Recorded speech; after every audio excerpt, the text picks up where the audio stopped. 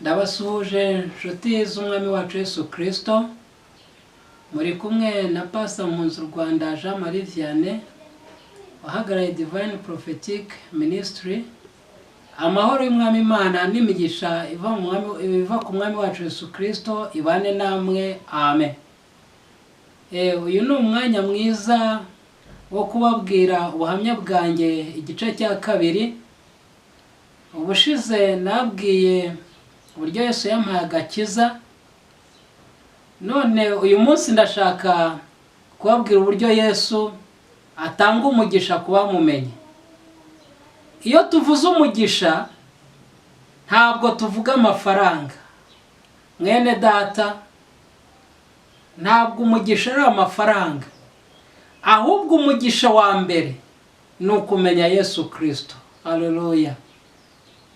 Yesu niwe urimo imigisha yose. Urebe mu gitabo cya Filipi igice cya mbere handitse ngo imigisha ibonerwa muri Yesu Kristo. Rero hari umugisha ubonerwa muri Yesu Kristo. Mu gice cya mbere nabwiye ko nturuka mu muryango ukennye, arimo naturutse, ariko uyu munsi none ngewe ntabwo ndi umukene kuko mfite Yesu. Imana ishimwe. Rero umugisha wa mbere ni ukumenya Yesu. Mwene data Yakobo, umuhungu wa Isaka, sekuru akaba Aburahamu, mbere yuko amenya Imana mbere yuko ahindurirwa izina yitwaga Yakobo. Ariko noneho ubwo yageraga na marayika akanesha, marayika aramubaza ati ubundi witwa? Ndabaza ati nitwa Yakobo. Yakobo risobanura umuriganya. Avuga ati ntukitwa Yakobo, witwa Israel, kuko ukiranye n'Imana ukanesha, n'abantu ntibazakunesha. Imana ishimwe. Rero kubwo guhamagarwa kwa Yakobo, nkuko nababwiye ngo, cyangwa kubwo kubazwa izina kwa Yakobo, yavuze neza, avuga neza uwo ari we. Amaze kuvuga uwo ari we, yitwa izina ryiza kuko ahawe umugisha. Nanjye Imana yampaye umugisha ubwo yampamagaraga nkajya mu nzu yayo nkihana ibyaha byanjye, nahawe umugisha. Imana ishimwe. Ntabwiye ko nakomoka mu muryango ukennye. Mu by'ukuri umwuka wera twahawe ni ubutunzi bukomeye.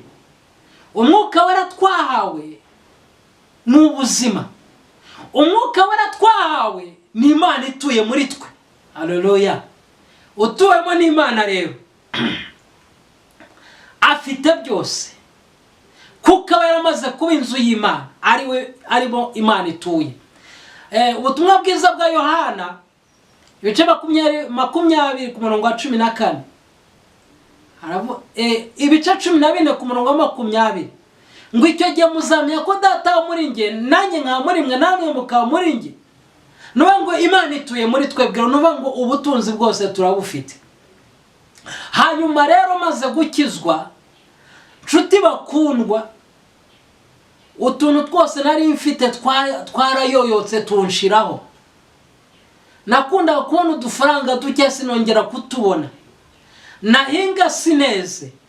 Nakundaga guhinga inyanya ntizere zigapfa. Ubuzima burangora uburyo bushoboka kose. Nakorora ntibikunde. Ariko nkumva Yesu aranyuze. Haleluya. Yesu ajya anyura abantu be. Yesu ni umunezero kuba mwizera, ni ibyishimo kuba mukunda, kandi ni umugisha kuba mwemera. Imana ishimwe. Hanyuma natangiye kugira imbaraga zo gusenga kuko nari nuzuye umwuka wera, nari ndi umwuka wera kandi nuba ndimo. Nkasenga ariko simbona igisubizo cy'ibibazo byanjye. Hanyuma jenoside iza kuba, nabaga muri Sake, nyuma ya jenoside nza i Kigali. Maze kuza i Kigali mbona akazi ko gukora k'ubuzamu, nkorera udufaranga duke 7,000 byonyine. Hanyuma abo nakoraga babaga hanze, bamaze kuza mu Rwanda, nibwo batangiye kumpa 5,000 banyigisha guteka. Nari umuboyi wo mu rugo. ariko nkakunda gusenga, nkasenga Imana nkiyiriza, nkaba hafi y'Imana, ngeragezwa uburyo bwose bushoboka. Icyo gihe navuga ngo hariho ibintu byo hari uburyo bwo kwishimira insinzi, abasore n'abakobwa bakishimira insinzi, ariko kubera ko nari narigeze mbwira ngo Yesu ninkuvaho uzanyice, muri bwa buhamya bwanjye bwa mbere uzabukurikire wumve, navuze ngo Yesu ninkuvaho uzanyice, nkibuka ko ntagomba kuva kuri Yesu wampaye amahoro n'umunezero n'ibyishimo. Imana ishimwe. Hanyuma Imana iramfasha, kuko burya ntawe ubasha kwirinda, ahubwo turindwa n'Imana. Imana niyo iduha gukiranuka, nta muntu n'umwe ukiranuka, ahubwo dukiranuka kubera kuko ari Imana ikiranuka ituye muri twebwe, tukabasha gukiranuka. Nta muntu ubasha kwirinda, ahubwo Imana ituye muri twebwe niduha kwirinda. Kandi nta muntu ubasha kwizera, Imana ituye muri twe niyo tubasha kwizera. Haleluya, Imana nishimwe. Nuko narasenze, bigeze 9-7 nibwo nari nsinziriye, hari mu gihe cy'ubuzacya, numva ijwi rirampamagaye, bene data narashonje, inzara iranyica mu buryo bwose bushoboka, mbaho mu buzima bubi budakwiriye, inzara iranyica. Ariko bene data bamwe bakajya bangaburira, bakampa ibyo kurya, bakampa ibyo kunywa. Icyo gihe nari umukozi w'Imana, ndirimba muri korali, nakundaga kurimba kandi n'ubu njya mbikunda. Yesu nashimwe. Nabaga muri korali yitwa Faraja ku Kimihurura.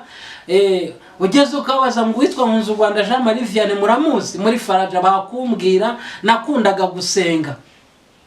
Hanyuma y'ibyo ijwi ry'Imana ransanga, irampamagara, Nkunzu Rwanda Jean Marie Vianney, urashonje?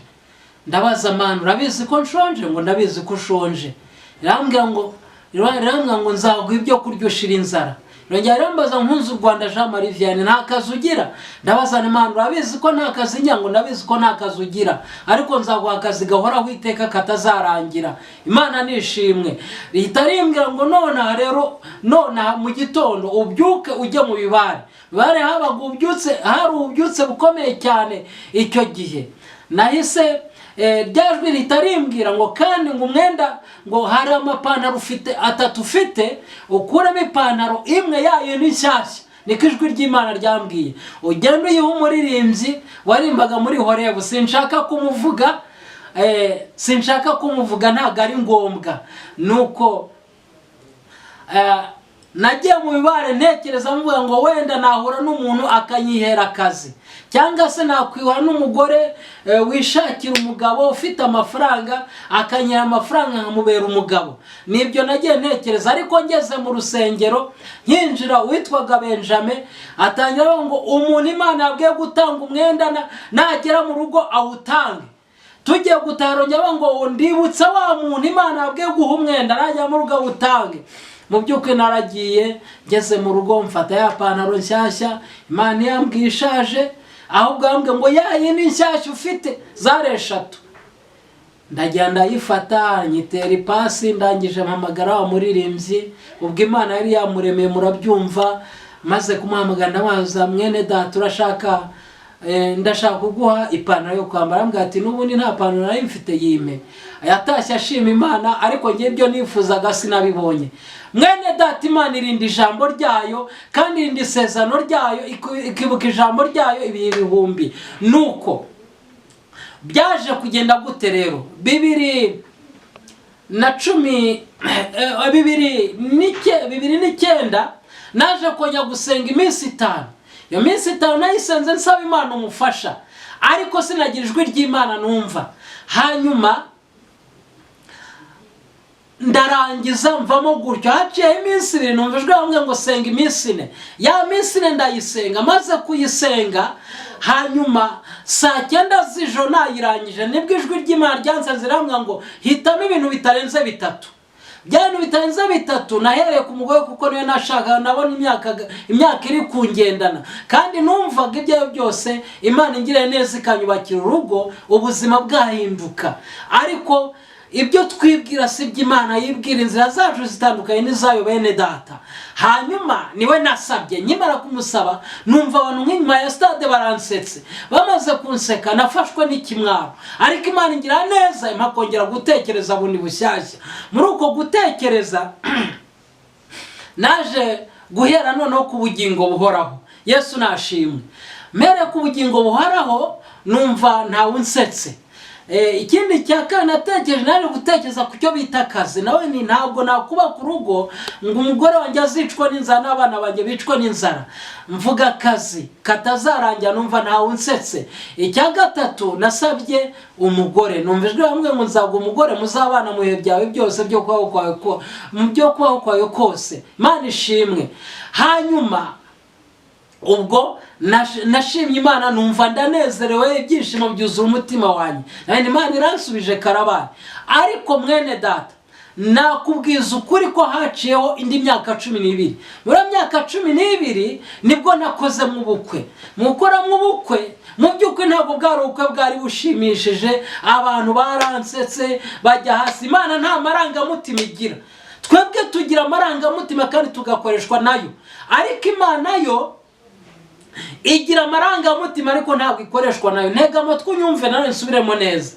Twebwe tugira amarangamutima kandi ayo marangamutima akadukoresha, ariko Imana igira amarangamutima ariko ntabwo ikoreshwa nayo.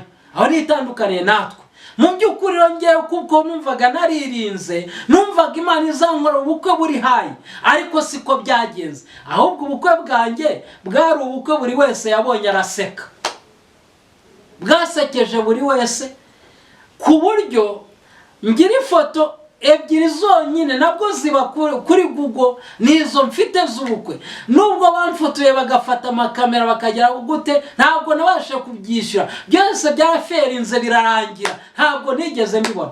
Imana ishimwe, kuko Imana ishimwe ikora uko ishaka, kandi byose ni amashimwe kuri yo. Mu by'ukuri nari umukene wo ku rwego rwo hasi, kuko n'igitanda naryamyeho n'uwakintije, inzu nayibonye ku munsi w'ubukwe, intebe n'uwazintije, ubuzima nabayemo n'ubwo.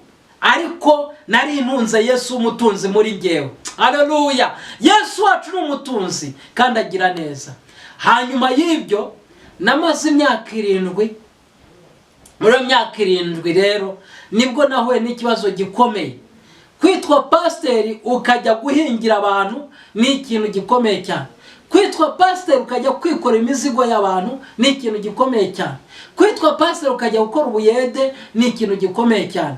Ariko ibyo narabikoze kugira ngo ntunge umuryango wanjye ejo ntazajya kwiba, kandi nabwirizaga ubutumwa bwiza.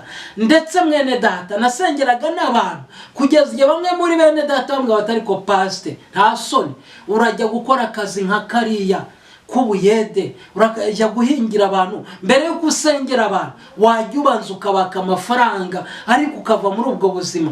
Ariko Imana ikambwira ngo yasigaho, nzaguha umugisha, nzakugira neza, kandi nzagushyira hejuru, nzakumara umubabaro wose. Wowe nkorera, ubutunzi buri wanjye. Imana ishimwe. Nakoreye Imana nta kindi ndebaho, mumbwiriza ubutumwa bwiza, nkayobora abantu 2 umukene ntawe umusanga, nkayoboraga abantu 2, nkayobora 3, kandi nkabwiriza ubutumwa numva nezerewe, nuzuye umwuka wera, nuzuye imbaraga z'Imana, nkasengera abantu, Imana ikampa imbaraga bagakira mu izina rya Yesu, myuka bikabavamo. Ariko mu by'ukuri bakajya bavuga ngo uriya mupasi afite imbaraga z'Imana ariko n'umutindi. Yesu atugirire neza. Icyo kikambera ikibazo, ni ikibazo nagendanaga igihe cyose, n'umuro wabaga muri ngewe, haba ariko Yesu ujya undeba kandi uzantabare. Nkasaba ngo Mana, umuntu akora kampani agahembwa, umuntu akorera umuntu agahembwa, ndetse abantu bose bakoze barahembwa, ariko ngewe dore maze imyaka 7 ntacyo ndabona. Nuko 2019 nibwo Imana yansanze hari saa 7 z'amanywa. Icyo gihe numvijwe yambwiye ngo mu kwezi kwa gatandatu, ari mu kwezi kwa gatatu uzakira message idasanzwe. Hanyuma ndaza mbibwira madamu bitewe n'ubuzima twari turimo, arambwira ati wa mugabo wanjye we rwose ndabizi ko usenga Imana, ariko ibyo kubyakira birangoye. Hanyuma yaho bigeze mu kwezi kwa gatanu kwenda kurangira ndota umuntu amagaze imbere apfumbatije amafaranga, numva ijwi hamwe ngo ugiye kwakira amafaranga. Bibwiye madamu arambwira ati izo ni inzozi, ariko mpita mfata umwanzuro wo gusenga iminsi 3. Imana ishimwe, muri iyo minsi 3 narasenze, nari mfite intego ivuga ngo nujya gusenga ujye ugira intego mu mutima wawe. Yesu nashimwe, ndavuga ngo Yesu ngiye gusenga, ariko ndagira ngo nkora iki ngiki, nahagaze mu butware bw'amaraso ya Yesu, mvuga ijambo rikomeye ngo Yesu amaze iminsi 3 mu gituro, marayika araza abirindura igitare urazuka. Nanjye muri iyi minsi 3 ngiye kuyisenga mbirindura igitare cy'ubutindi ku buzima bwanjye, cya gitare cyo mu miryango yacu, cya gitare kiri kuri bakuru banjye n'abashiki banjye, icyo ngicyo ngiye kukibirindura mu izina rya Yesu, ari cyo butindi ku buzima bwanjye buziraherezo. Nuko nasenze, maze gusenga ndatuza, maze gutuza. Hanyuma y'ibyo ku itariki ya mbere z'ukwezi kwa gatandatu ndebye kuri messenger mbona umuntu yanyandikiye ambaza ngo uri hehe. Ndangije ndamubwiye ndi mu Rwanda, ati nge ndi muri Amerika. Arambwira ngo profile yawe hawe umugisha, Imana ishimwe. Ku munsi wa kabiri mbona yanyandikira mu ninseye ministeri yanjye. Ku munsi wa gatatu nibwo yaje kumbwira ngo ni mu adresse zanjye zose, ngo kuko Uwiteka Imana yabahishe ubuzima nabayemo, ngo none uwo munsi inzayicitse iwanjye n'ubutindi bucitse kuri nge. Nuko Imana yantabaye, nuko Imana yangiriye neza, imumugisha. Reka dusome ijambo ry'Imana umwanya mutoya, hanyuma dusoze. Riri mu butumwa bwiza bwa Matayo, ni ibice 6 ku murongo wa 33 aravuga ngo ahubwo mubanze mushaka ubwami bw'Imana no gucyanuka kwayo, nibwo ibyo byose muzabyongererwa. Imana ishimwe. Yesu abwira abantu, aravuga ngo yari ku musozi, arabwira ngo bene mw'abantu mwe, ibyo mushaka byose, amafaranga, imodoka, za visa, kwiga n'ibindi, ibyo byose ni byiza, ariko mbere ya byose mubanze mushaka ubwami bw'Imana no gucyanuka kose, ibindi byose muzabyongererwa. Wibuke ko mbere naje kwisabira umugore, ariko nyuma yaho ngirirwa ubuntu bwo gusaba, mpabwa gusaba neza, saba ubugingo buhoraho. Ubugingo buhoraho ndabufite. Niyo mpamvu Yesu yavuga ngo mbere na mbere mubanze mushake, haleluya, mubanze mushaka ubwami bw'Imana no gucyanuka kwayo. Niyo ngo mubanze mushaka Yesu mu mitima yanyu, ibindi byose mushaka muzabyongererwa. Niyo ngo shaka Yesu mbere y'ibindi byose, numara kumutunga mu mutima wawe, ibindi byose bizaza ari inyungu. Nkuko twabonye ko imigisha yose ibonerwa muri Yesu Kristo, nta handi wabonera imigisha atari muri Yesu. Mwene data, uyu munsi wari urimo urakubitwa, ariko iringire Yesu kandi umugire uwa mbere mu mutima wawe. Igice cya mbere cya Yohana ubutumwa bwiza avuga ngo mbere na mbere. Mwitangiro nawe igice cya mbere ku murongo wa mbere ngo mbere na mbere. Rero mbere na mbere reka habanze Yesu. Nihaza Yesu, ibindi byose uzabyongererwa kandi uzahabwa umugisha n'Imana. Reka Yesu abe uwa mbere mu buzima bwawe, ibindi byose uzabibona. Iyangiriye neza nawe izakugira neza, iyanyibutse nawe izakwibuka kandi izaguha umugisha mu izina rya Yesu. Reka ngusengere Imana, wumvise ubuhamya bwanjye, Imana iguha umugisha. Kandi hari n'ikindi gihe nzongera mbaho ubundi buhamya, mfite ubuhamya bugera ibice hasigaye inyuma ubundi 2, nabwo Imana izadufasha mubahe, Imana ibaha umugisha.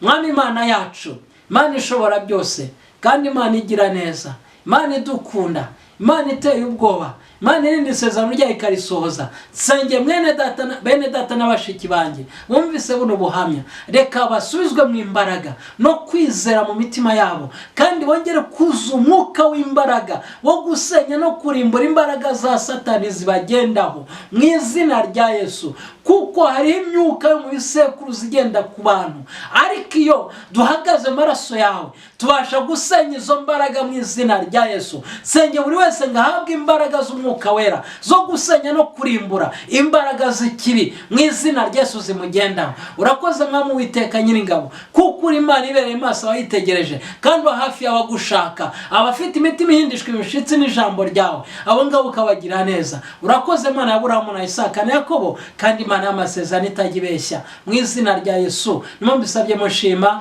amen. Telefone yanjye ni 078 630 396 2, 078 630 396 2. Imana y'imigisha, Imana ya Aburahamu, Imana ya Isaka na Yakobo ikwibukiye umunsi wa none, mu izina rya Yesu, amen.